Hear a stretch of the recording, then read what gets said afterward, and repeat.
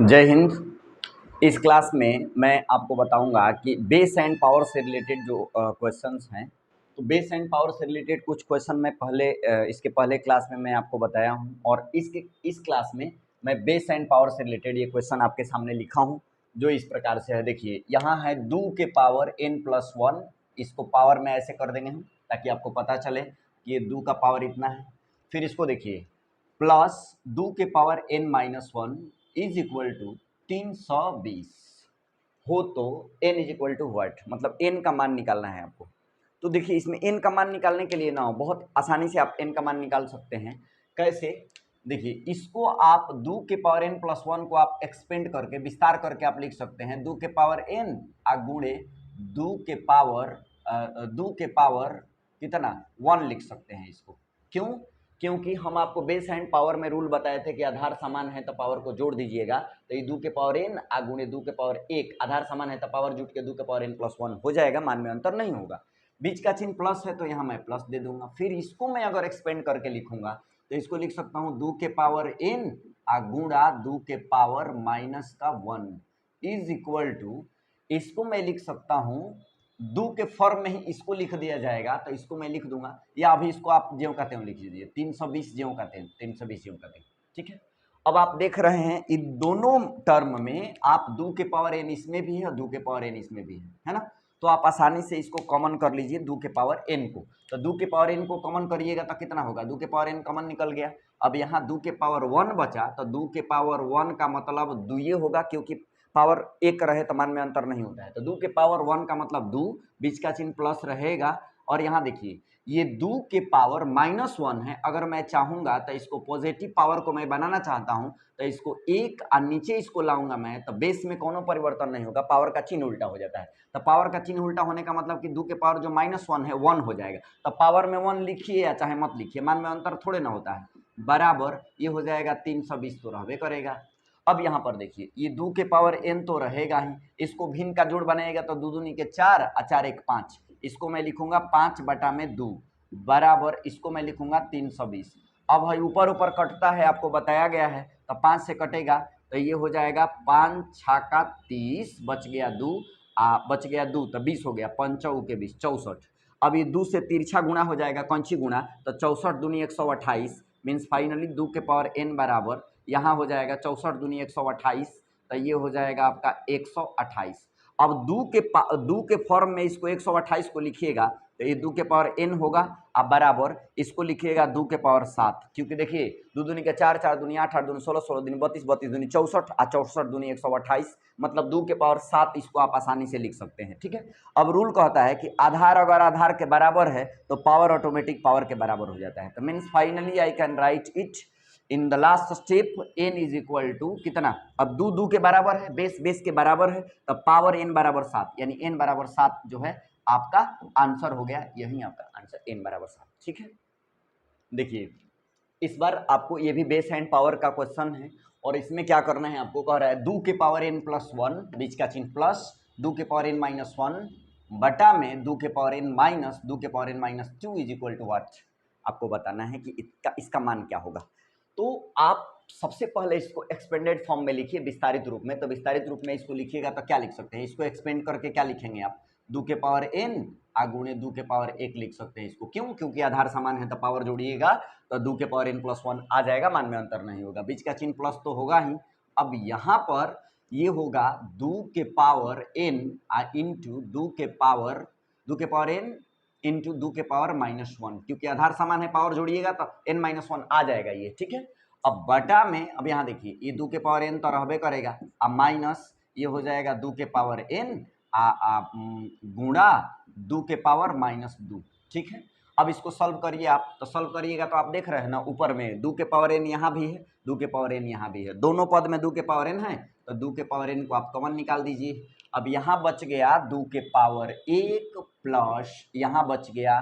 2 के पावर -1। अब ऊपर में तो इतना हो गया और नीचे में देखिए क्या बचा, नीचे में भी आप चाहेंगे ना तो 2 के पावर n यहाँ भी है, 2 के पावर n यहाँ भी है, मतलब दोनों पद में 2 के पावर n है, तो 2 के पावर n को कॉमन निकाल दीजिए। तो 2 के पावर n को कॉमन में निकाल दिया, यहाँ बच गया 1 अब माइनस यहाँ बच गया 2 के पावर -2।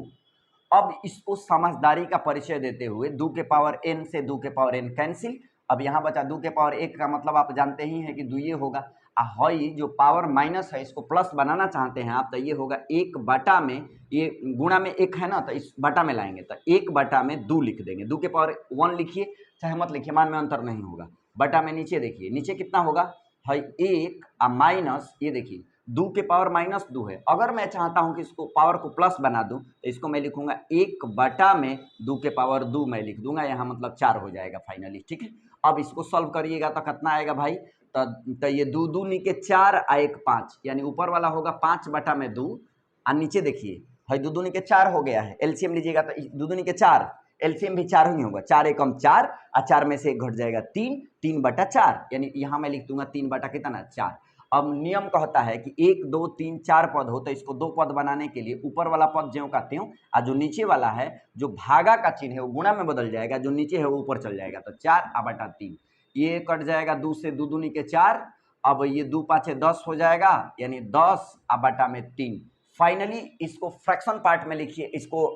इस मिक्स पार्ट में माने मिक्स नंबर में लिखिएगा तो कितना होगा, तितरी के 9 3 पूर्णांक 1 बटा 3, ये आपका इसका आंसर हो गया। ठीक है, देखिए ये भी पिछला क्वेश्चन जो दिया गया है उस पर सेम है, बस इसको एक्सपेंड करिए और एक्सपेंड करने के बाद इसको सॉल्व करिए, रिजल्ट आपके सामने है। इसमें क्या करना है, इसको एक्सपेंड करके क्या लिखिएगा, इसको लिखिएगा 3 के पावर n गुणा 3 के पावर 2। क्यों, क्योंकि आधार समान है तो पावर जुट जाएगा, n प्लस 2 आ जाएगा ऊपर में, मान में अंतर नहीं है, बीच का चिन्ह प्लस है तो यहाँ मैं प्लस दिया। ये 3 के पावर n तो रहेगा ही, और बटा में यहाँ देखिए 3 के पावर n माइनस, इसको कितना लिखेंगे आप एक्सपेंड करके, इसको लिखेंगे 3 के पावर n गुणा 3 के पावर माइनस में 1। ठीक है, अब इसको देखिए ऊपर आप देख रहे हैं 3 के पावर n यहाँ भी है, 3 के पावर n यहाँ भी है, दोनों पद में 3 के पावर n है, मैं आसानी से 3 के पावर n को कॉमन कर लूंगा, तो 3 के पावर n कॉमन हो गया, यहाँ बच गया कितना 3 के पावर 2, तो 3 के पावर 2 माने 9, तितरी के 9 अब प्लस, यहाँ कुछ नहीं बचा तो 1 दुनिया की किसी भी संख्या का मल्टीपल होता है, मतलब गुणा में छुपा रहता है, तो हम 1 यहाँ लिख देंगे, यानी यहाँ 1 लिख देंगे। बटा में नीचे देखिए अब 3 के पावर n यहाँ भी है और 3 के पावर n यहाँ भी है, कॉमन मैं निकाल दिया, 3 के पावर n कॉमन निकल गया, तो यहाँ कुछ नहीं बचा तो 1 बचा, और माइनस यहाँ देखिए 3 के पावर माइनस 1 है, पावर को जब तक मैं प्लस नहीं बनाऊंगा तब तक मैं कुछ भी नहीं कर सकता हूँ, और पावर को प्लस बनाने के लिए ऊपर से नीचे लाएंगे तो इसका बेस में कोई परिवर्तन नहीं, पावर का चिन्ह उल्टा हो जाएगा, मतलब इसको मैं लिख दूंगा 1/3, क्योंकि 3 के पावर 1 लिखिए अच्छा है मत लिखिए, मान में अंतर नहीं होगा, 3 के पावर n से 3 के पावर n कैंसिल, 9 एक ऊपर में हो जाएगा 10, और बटा में हई हो जाएगा कितना 3 एकम 3 और 3 में से 1 घटेगा 2 और बटा में 3, 1 2 3, तीसरा हमेशा किसके साथ जाता है, तीसरा हमेशा जाएगा आपका पहला के साथ, तो इसको मैं क्या लिख सकता हूँ, इसको लिख सकता हूँ 10 गुणा 3 और बटा में 2, इसको कटा दीजिए, 2 पाँचे 10 और 5 तिहाई 15, that means answer for you, आपका आंसर हो गया 15। ठीक है, देखिए ये क्वेश्चन भी इसी पर आधारित है, इसको भी पहले सबसे पहले बेस एंड पावर को ना एक्सपेंडेड फॉर्म में मैं कन्वर्ट करूंगा, तो 5 के पावर n गुणा 5 के पावर 3 इसको मैं लिखूंगा, आधार समान है तो पावर जुट जाएगा, मान में अंतर नहीं होगा, बीच का चिन्ह प्लस है, 5 के पावर n यहाँ रहेगा, बटा में यहाँ देखिए कि 5 के पावर n गुणा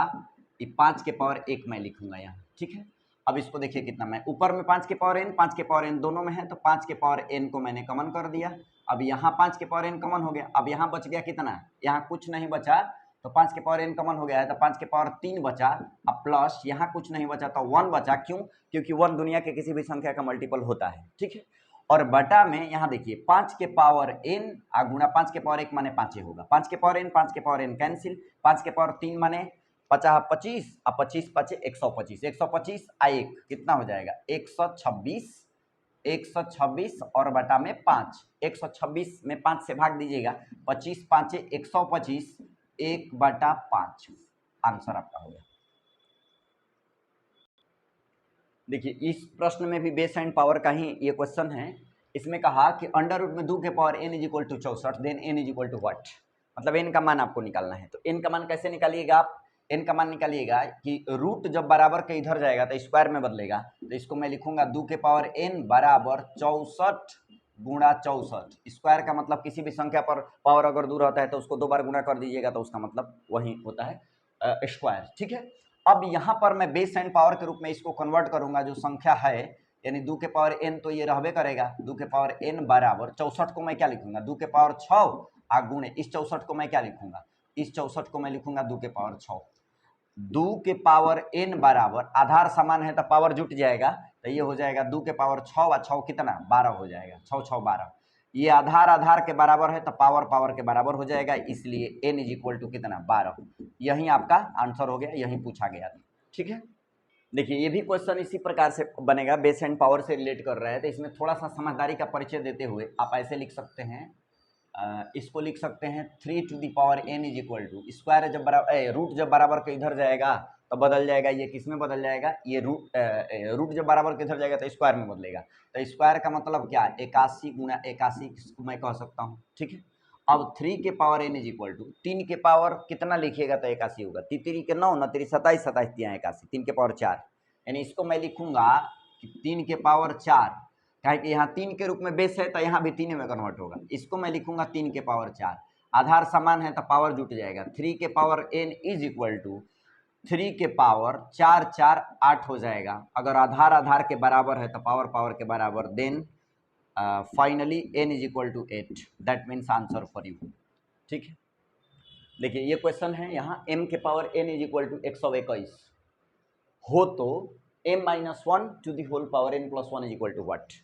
इसको मैं क्या करूंगा, देखिए m के power n is equal to 121 को मैं बेस एंड पावर के रूप में कन्वर्ट करूंगा मैं, तो क्या लिख सकता हूँ 121 को 11 का पावर मैं लिख सकता हूँ 2,